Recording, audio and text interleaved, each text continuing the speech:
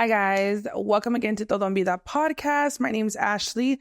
For those of you who are returning or even new, I just wanted to go ahead and thank you guys for allowing me to have this platform and just simply for tuning in. I feel like a lot of us find ourselves or those that are in the audience find themselves coming to this podcast because it is something that's super relatable. Again, it's organic, it's natural, it's humble, and it's something that I just speak from the heart. It's something that I've always said in every episode that I really just try to go ahead and speak from the heart. Today's subject, even as I'm starting the podcast right now, I have a little bit of, I guess you could say, fear talking about it because it is something that I know we all experience, and it's something that a lot of us try not to remember, which is generational trauma. Also too, like just the things that we experience in our upbringing. I feel like a lot of the times when we experience very unfortunate situations growing up, it tends to trigger us or it tends to resurface as we become adults. And it's something that we don't really realize, you know, a lot of us carry that with us. And it's, again, something that resurfaces as we grow in life, as we age. And it's something that we don't really expect. It's something that we all carry. So today, I obviously in each episode try not to get too heavy with the subjects because I always have to start off the episode with explaining how I resonate with it and how, you know, I speak of my personal experiences, but I always turn it around. So just make sure to stay with me, guys. I know that in episodes prior to this one, I have spoken about some of the things that I experienced, you know, homelessness and the poor encounters that I had with family members. But today I'm going to go ahead and touch a little bit into depth about it. The reason why is because you guys have kind of heard of it in passing, but I haven't really spoken too much about it. Those that are in my studio, you know, we've been able to have those conversations because I've been able to get more personal with them. But as far as using this platform, the reason why I had fear today in speaking about it is because growing up, we're taught to, you know, don't speak about it, kind of keep it hush hush. You know, you don't want to let people know what we're going through. I don't know if it's like a first generation Latina type of thing, but I'm sure we've experienced it in all different walks of life, no matter the ethnicity, no matter the race. So I just kind of wanted to, you know, go ahead and touch base on that. While I have always spoken about my dad, I never really have spoken too much about his family. And those are the people that, while they're not my victim story, while they are not the reason why I want to have this platform to be able to speak on them or give them that light, you know, that 5 seconds of fame or whatever, I do have to go ahead and tell you guys some of the encounters that I experienced growing up. So obviously, you know, I have talked about how my dad fell on hard times and stuff like that. You guys have seen me throughout episodes talk about the obstacles that we faced, you know, due to my dad, immigration status, what it was, and, you know, how we felt homeless and stuff like that. But I never really talk about the things that transpired during those times, you know? So my dad is 1 out of 11. And even as I'm speaking about it, it's honestly kind of fearful because growing up, it was something that I was never able to speak on. You know, now I have a platform to be able to talk about it. And the reason why I like to talk about it, or not that I like to talk about it, but the reason why I feel like I have to talk about it is because I like to be very genuine with the purpose behind this podcast, right? So anyways, let me just go ahead and get straight into it. So he's 1 out of 11. When my dad came here to the States, he brought all of his siblings with him. So, you know, my dad being a single dad, since things with my stepmom and him didn't really work out, he kind of leaned on them to help him the way that he helped them growing up. And the only reason I'm speaking about it now is because this came to affect me. So my dad trusted me with a lot of his siblings, and unfortunately, I experienced a lot of bad experience at their hand. You know, when we became homeless, we had to go ahead and share a house with like 10 of us, like 8 of us in a 2-bedroom apartment. And a lot of them were very malicious. Now, I understand that people don't know how to do better when they don't know better, you know, especially the way that they were growing up. I feel like I'm a very merciful person because I'm nobody to judge, but I also feel like there's certain things that are just of no excuse. You cannot use your past to be your past in life as to why you do fucked up things to other people, right? And the reason why I'm talking about it now is because I want to go ahead and be very transparent with you guys that even though I have a platform and even though I may seem to be perfect and have all the answers to things. I'm being genuine and transparent that I don't. I'm still trying to figure it out myself. And along the lines of me trying to figure it out myself, if I can go ahead and shed some light on it, or show you guys that I'm human as well, no matter how I may transpire to be on social media, because, I seem like I have the answers to everything, but I don't. So I'm just being honest with that, So with that being said, something that we experienced a lot was like really malicious acts behind them. I didn't really have that support growing up to be able to be stable, even in high school, which is why I did not finish high school. I didn't have rides to school. The home situation was really, really hard. And even in the home that I lived in, there was that person that got a little bit too comfortable with overstepping their boundaries. If you guys kind of get where I'm getting at, they did that with generations prior to me with older cousins. And it was something that unfortunately I had to deal with because they took advantage of the fact that my dad was down on his luck. So I don't know why they did the things that they did to me. I experienced a lot of like SA through them. Not only that, but a lot of poor experiences where these people that were adults in my life, right? Because we're grown up, respect your elders, adults know better, right? But then when I was at the hands of them, they completely mishandled me.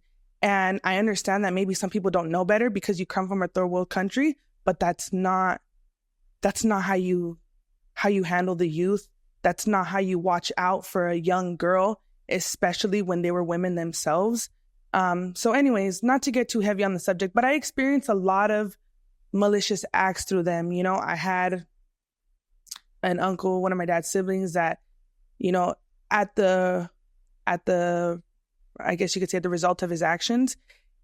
When I was 26 years old and I was married, I ended up having to get called in to go on to trial against one of my dad's siblings. And as a result of that, he ended up getting 120 years in prison, right? So the reason why I bring this up is because when I was younger, I dealt with it and I tried to speak out. I tried to go ahead and not only just about that situation, but a lot of the other malicious acts that were done, unfortunately too, due to poverty. That's why I experienced a lot of these things where there was like a bunch of us living in a household where I didn't even have access to food sometimes because, don't grab what's not yours. If I got a bowl of their food, it was throwing everything down the drain to be able to teach me a lesson that you don't grab what's not yours, and very malicious acts. Now that I'm older, I know that me coming into this podcast, even right now, it feels very heavy. But now that I'm older, anybody that gets to know me, I'm very about love, light, humor. I like to, go ahead and joke around. Nobody would ever think that I went through these things. And the only reason why I'm touching on it now is because I'm 27 years old now. And these are things that are still transpiring where I'm good. I kind of forget about it, work hard to give myself the life that I want. And then next thing you know, I get triggered. Something happens where I'm kind of back down to square root one, And the reason why I want to be transparent with you guys is because generational trauma, or the traumas that we deal with as a kid, is something that then as we become older, right? As we become parents, as we come to have our own stability, we try to go ahead and heal that.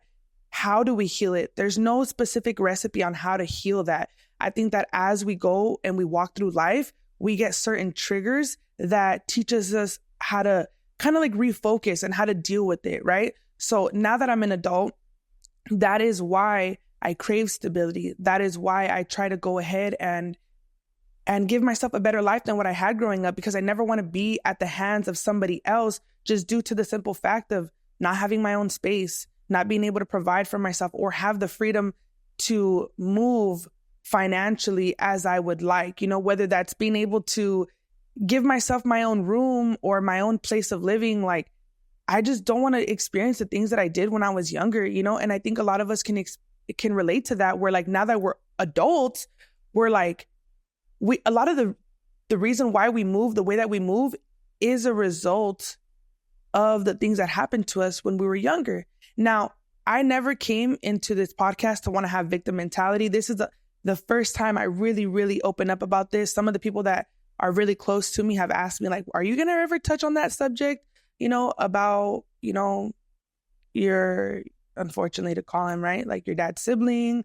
Are you going to talk about his other siblings that like did you wrong? Like, Because Ash, a lot of people don't know this about you. And I've always said like, nah, I don't really want to give them the light. And I had to be honest with myself. And I was like, no, it's not that. It's because I was raised to be like, oh, we don't talk about that. We don't let people know that we went through that. You don't victimize yourself. And it's like, okay, but you get to an age where you're like, but I was the victim though.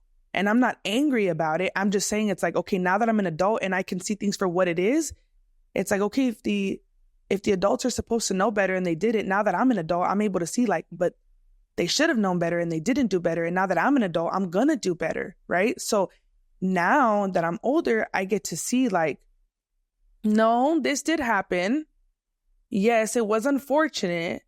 And these are the reasons why I try to go ahead and push forward in life, why I move the way that I do now. My biggest thing is I crave stability. Some people may call it materialistic, but I don't think it's materialistic. I think it's just coming from the fear that when I was younger, I didn't have that. I didn't have the ability to be able to provide for myself, you know? So as a result of that, I was at the hands of a lot of foul people, you know? And I don't harbor any hatred towards them. I really don't.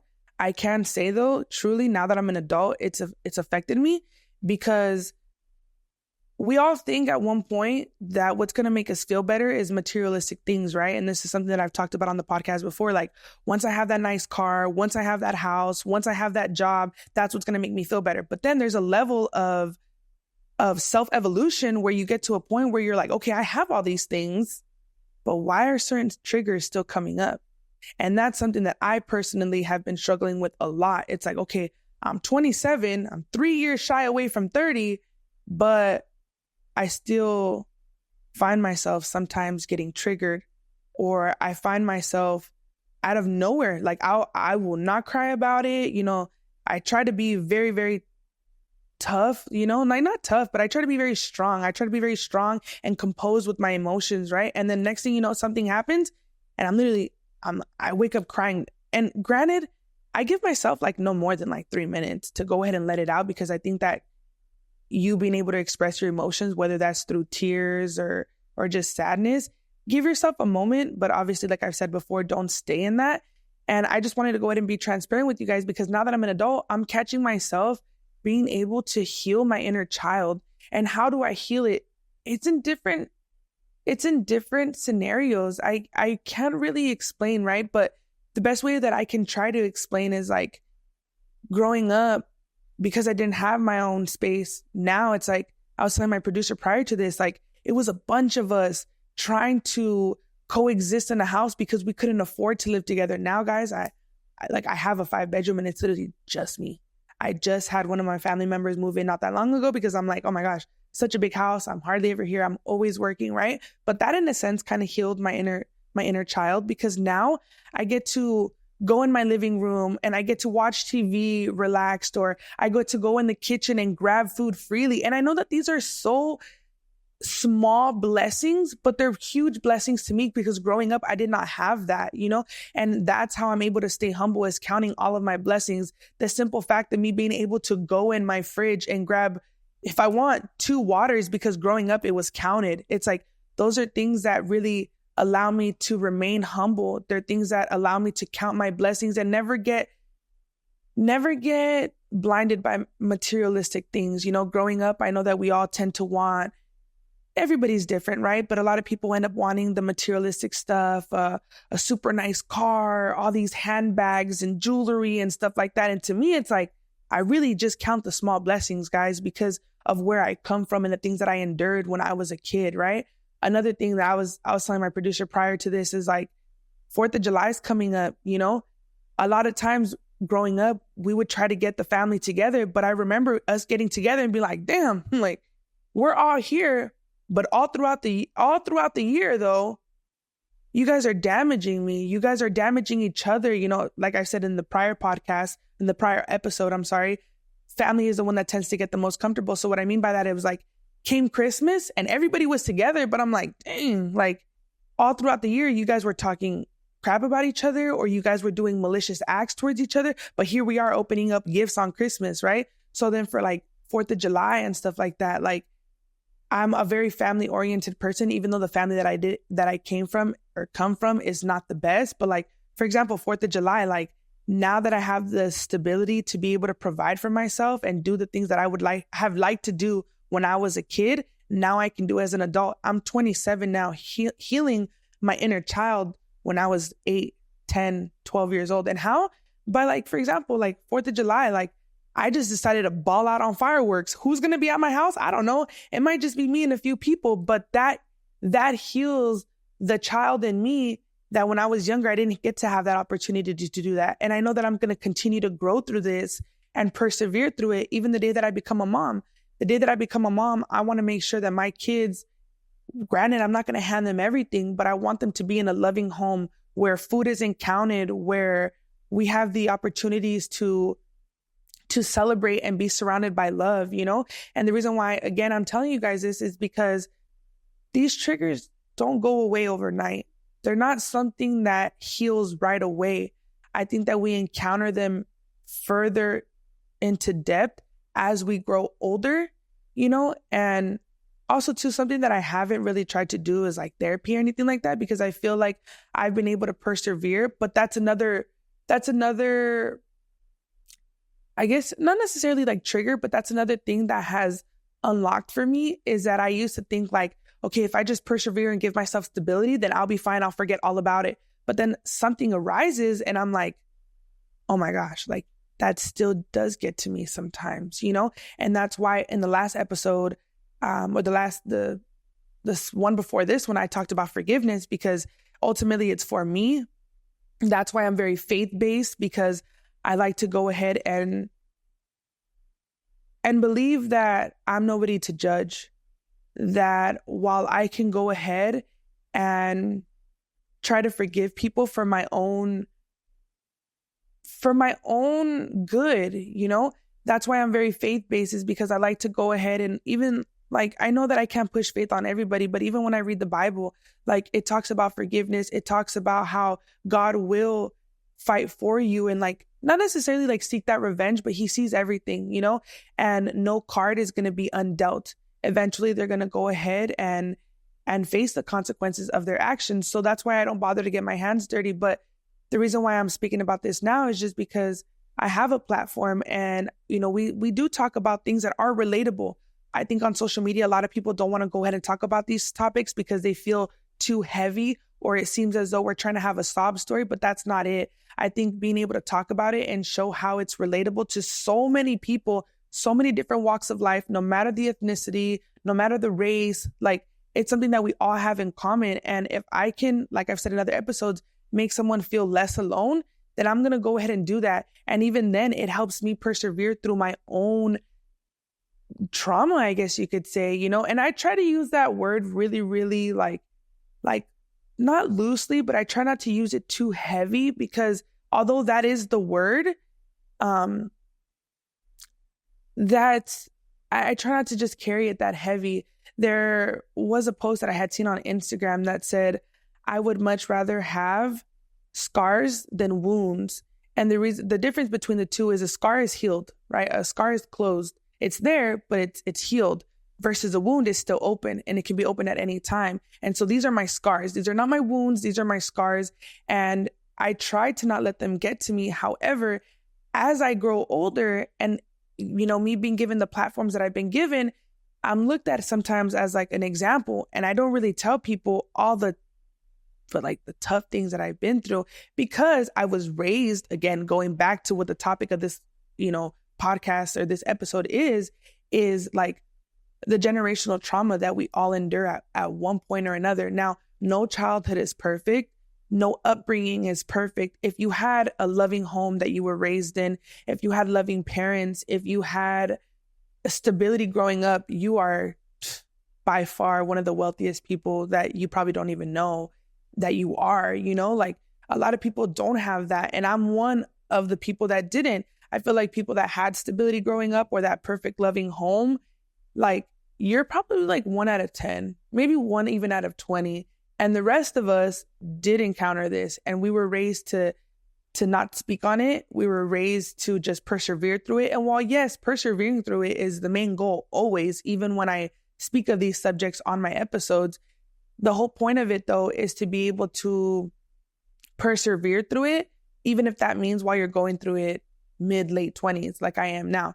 I don't use it as an excuse to do messed up things to other people. I feel like a lot of people use their trauma to be able to skate through life, and that be the reasoning why they have so many failures or they do so many poor decisions. It's like, no, we should use the reasons, the things that we went through as fuel to become better, to do better, because didn't you guys learn through other people when they did it to you?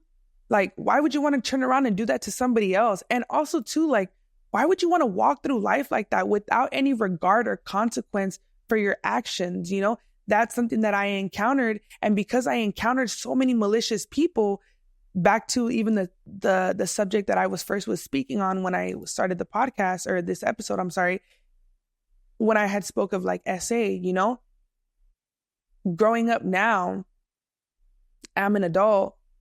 I see my friends around me, they have kids, they have daughters. And I've always told them like, hey, like, if you ever need a babysitter or like somebody to watch your kid, you know, granted, you don't just tell anybody, right? But my close friends, I've told like, hey, if you ever need somebody to like watch your kid, or you and your spouse need to like have a night out, like, you know, you can always drop them off at my house. I know I'm super busy, but like, you know, let me know in advance. I'm more than happy to go ahead and watch them, because if I can be that safe place for a child, the way that I didn't have that growing up, then I'm more than happy to go ahead and do that. Or like, as one day I start to create a family, you know, my house is going to be that loving home. My house is going to be the house that when holidays come around, everybody's welcome. You know, granted, you want to be selective with who you open your doors to, right? But there's some of us that don't have families during the holidays. And during the holidays, because I am one of those people that doesn't have that much family, you are more than welcome to, when I create my family, you're more than welcome to come to my home. I just want to turn around the circumstances that I went through growing up and just turn it around, make my home a loving home, make myself be love, laughter, light, because these are things that I didn't encounter as a child. And that's how essentially I'm healing my inner child, my generational trauma. And I think that a lot of times people give themselves victim mentality, and they allow the things that they've been through to be, again, the reason why they make such poor decisions in life. And I don't think that that's the way to go. I think that you should learn from that and be thankful that you are now an adult that has the control of your own life. You can go ahead and turn things around. You can just do things differently than when you had growing up, you know? And that's essentially how I'm healing my generational trauma. That's essentially how I'm dealing with my childhood trauma. Trauma comes in like so many different forms. It could be generational because it was passed down. It could be just from childhood because of the people that you encountered. It could be from a partner. It could be, you know, that hurt can come and be, you know, formed into like a trauma because it comes from so many different people, you know? And now that I'm an adult, I try to go ahead and use any of the situations that I've been in or the poor circumstances that I've been in as a reason and as fuel to continue to do better in my own life. You know, I think that's something that we should all want to do, because I would never want to look back at my life and not have done anything with it because I'm using all these things that I went through as an excuse. Now, a lot of times people live in victim mentality and they don't know how to surpass that. I'm here to tell you guys that I don't know either how to surpass it. But when it comes and it arises to me, I kind of see the trigger. I feel it for a little bit because I have to. I'm human as well. And then I persevere through it. I don't allow myself to stay down long because tomorrow's not guaranteed. And I know that sounds super cliche, but I wouldn't want to spend my last day. Everybody has a ticking time clock and we don't know when it's going to run out. And I don't want to spend my last day dwelling on the things that I've been through. Granted, am I human and might feel it or it may arise? Yes, that's going to happen because I'm not a robot, guys. However, when I encounter it, I try to be self-aware.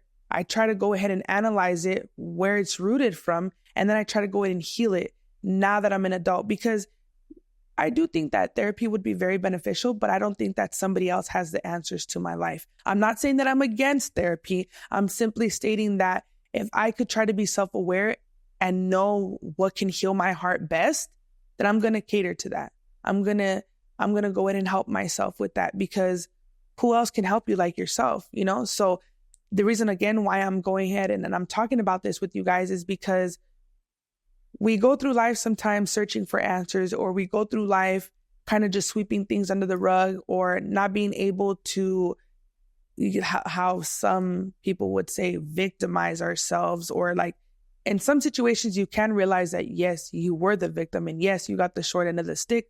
But again, that doesn't mean to go ahead and stay there. I think it's good to just acknowledge the fact that a poor card was dealt to you, but it's up to you how you want to go ahead and deal that card later on. You know, do you want it to be an excuse as to why you have failures in life? Do you want to use it as an excuse as to why you treat people poorly?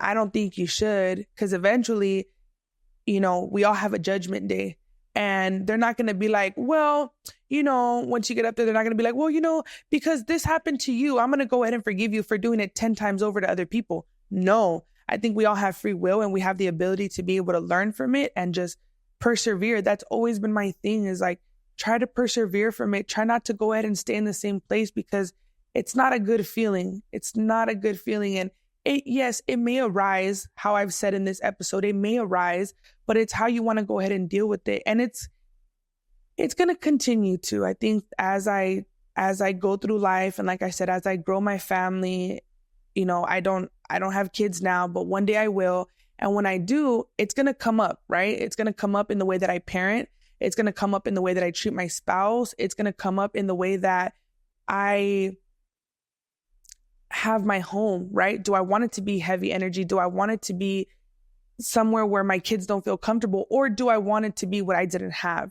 Love, light, laughter, a welcoming, open home where it's warm and they feel safe. That's essentially what I want, because it goes back to me not having that.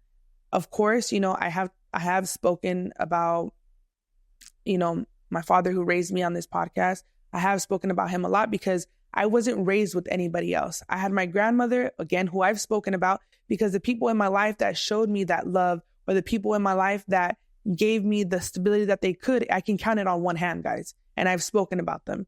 And I've spoken about how, other than my dad, the other people that have, you know, that were an influence in my upbringing to give me that stability or give me that love, they've passed away, right? So now the only thing that I have left is my dad. And I know that when I speak on this podcast, unfortunately, because some of them, majority of them are his family members, you know, I never want to feel like, or maybe that's just, again, the fear, right? The fear of like not talking about it. I never want him to feel like, oh, I'm like speaking of things that he doesn't feel comfortable with speaking about. But no, the reason why I speak on it is because that's all I had growing up. All I had was my dad growing up. And as a result of that, that's why I was around the people that I was around, because unfortunately they are related to him. Now, I don't want to say all of them are bad, but I can count maybe out of the 11, I can say maybe 3 of them. 3 of them are not like that. The rest of them, I mean, hey, forgiveness, right? They're all going to have the cards that they have to end up dealing, and we all have our judgment day, but I won't speak on the type of people that they are. I'm just going to speak on the encounters that I had with them, because on the other end of that encounter was me. And that's where I can speak from, you know? And again, I just hope that me speaking on it, I always try to go ahead, and it was such a crazy balance, right? Because it was like, as a result of his family members, I was dealt so many fucked up cards, but then I also had a dad that really tried. My dad is the one that sticks out. Granted, tienen what you would call in Spanish un carácter fuerte. My dad likes certain things like to his liking, and I realized now that even as I'm an adult, right, that I'm almost a spitting image of him, because of the things that not only that he went through, but I went through, not having that stability. That's something that we have both in common, is like, we really like to have security. We really like to work hard and have our own stuff, because we didn't have that growing up, you know? So now that I'm an adult, I'm trying to heal through it. I don't have the answer for everything. I'm not going to tell you guys that there's a certain formula or recipe on how to persevere through that trauma, whether it's generational, childhood, or whatever, but it's crazy what that hurt can do. I think that a lot of the times when we experience hurt at the hands of our loved ones, it's honestly rooted from love because we don't understand why they would do the things that they've done to us. Now, I don't try to victimize myself or stay in a victim mentality, right? But I have to acknowledge where it comes from. When I am hurt due to the actions of the people that I love, and the reason why it hurts as strong as it does is because it's rooted from a place of love. That's the ultimate truth. Now, some people end up translating that pain into like hatred, but I don't want to carry that in my heart. I really, really don't. I just want to be able to acknowledge where there's certain triggers. I want to be able to acknowledge how things may have affected me, because in order for me to be knowledgeable on that, or in order for me to persevere through it, I have to be able to identify it so that I can push through it. You guys get what I'm saying? Like, I'm not just trying to stay in this sad story, but the reason, again, why I'm speaking on it is because I want you guys to know, like, you guys are not alone. We're all trying to figure it out. And even then, I know that I probably will not be the perfect parent. I don't think that with being a parent, there's like a rule book or like a guide on how to be a perfect parent. But I want to try to be aware of the people or the human beings that I raise and the home that I acquire to have, because these are things that people end up carrying with them even through their adulthood, which is a point that I'm trying to make here when speaking of this, is like, these are things that end up surfacing as an adult, and it's up to you how you want to go ahead and deal these cards. You know, I don't ever really speak on like the heavy subject that I spoke about in the beginning, simply because I encountered it so many times growing up. And as a result of that abuse came so many other abuses, like emotional, physical, mental. But if I can be an example of how I've been able to turn that around, then at least take that. I want to be relatable, but I also want to be an example of how we're not going to have the answers to everything. We're going to eventually have to acknowledge where this pain is coming from so that you can go ahead and push through it. So I'm not perfect. I'm a human being. And ultimately, if I can just, again, be relatable or allow you guys to feel like you're not alone, then I'm going to do that. And that's why sometimes I have to be able to speak about these unfortunate circumstances that I encountered growing up, because I don't want you guys to just be fooled by the person that I am now. And what I mean by fooled is like, sometimes we see people that are very outgoing, loving, cheerful, successful, and we just think like, oh, they must have had a really strong foundation growing up. No, it took me not having that to go ahead and want to create that for myself. Or like, oh, she's so loving. She might have had so much love growing up. Granted, I encountered it at the hands of my grandmother, but outside of that, I didn't have women that I could look up to. I didn't have loving, mother figures around me. I didn't have that. And now that I'm a woman myself, I transpire that. Like, I give off that love. And I a lot of people tell me like, you're really nurturing, you're very loving. I've had people tell me before, like, you're going to be an amazing mom one day. And I kind of get shocked how many people notice that sometimes.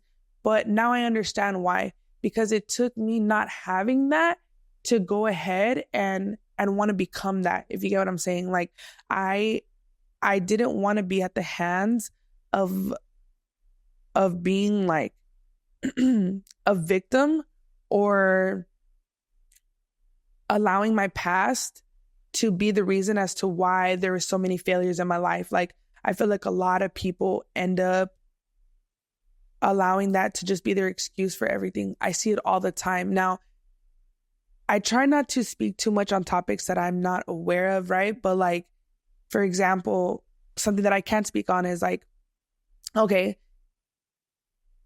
you guys are probably going to be like, what does this have to do with what she's talking about? Okay, let me tell you guys. So I smoked weed for 10 years, okay? I started smoking weed when I was 16 years old, okay? And from 16 up until 26 years old, I smoked. I never went more than 2 months without smoking weed, right? And I used to think like, it's just weed. And I'm not against it. Anybody that's listening right now that's smoking, that does, currently consume THC, I don't want you guys to think like, oh my gosh, all of a sudden because she stopped smoking weed, like she's against it. No. I'm just saying my personal experience with it and my journey with it. So I realized at 16, was not even when like my trauma began, but it was when I was like the most lost that I've probably been in my youth, because I was at that age where like I knew better, but I couldn't do better and I couldn't better my circumstance. So whatever, I started to kind of just put a Band-Aid over a bullet wound. And what would I do? I would smoke weed all the time. I never went more than 2 months without smoking weed. 20 years old, right? I was trying to find myself. 21, 22, I ended up losing my grandmother. I'm still smoking heavier than ever. Those that know me always knew like I literally had like a jar of weed in my car all the time, right? And I ended up realizing that after I lost my brother, I started smoking weed even heavier. I, separated from what I thought was going to be, the start of my own family, my own foundation, started smoking weed heavier than ever. And it just got heavier and heavier and heavier, the abuse that I had, because I started to abuse it. I'm not saying weed is bad for you. I'm saying that I'm acknowledging that I started to abuse that I guess you could say that, like how I was able to aid my pain, right? And so then one day I just realized that for so long, I was trying to avoid my feelings. I was trying to avoid my emotions. Luckily, I never got into things stronger, like stronger drugs or anything like that. But come on, like everybody knows when we smoke weed, we get just a little bit slower, right? Just a tad bit. Because that's what we do it for, right? To relax, to be able to sleep, right? So I would want to slow down my thoughts. So I would abuse cannabis a lot. I'm not against weed. I'm not saying that, if you're out there smoking weed, put it down. No. But in my personal situation, I started to abuse it. And then I realized, I was like, oh my gosh, I need to face all of my emotions because I just keep covering it up. And one day I just was like, I'm going to go cold turkey. I'm going to stop smoking weed. And then what started to happen, I started to withdraw really bad. I don't think anybody talks about like how bad the withdrawals are from weed, because your body gets so used to having cannabinoids in it. It's the science behind it, bro. Like, trust me, I'm not tripping. Like, I smoked weed for 10 years. And now, right, how I was able to go cold turkey was because I was trying to put a Band-Aid over a bullet wound and slow down my thoughts so bad that as I kept smoking more and more and more to try to go ahead and cover it up, one day I just realized that instead of it's like kind of slowing down my thought process, the opposite started to happen. I started to hyper focus on every single aspect of my life because I could no longer cover it up.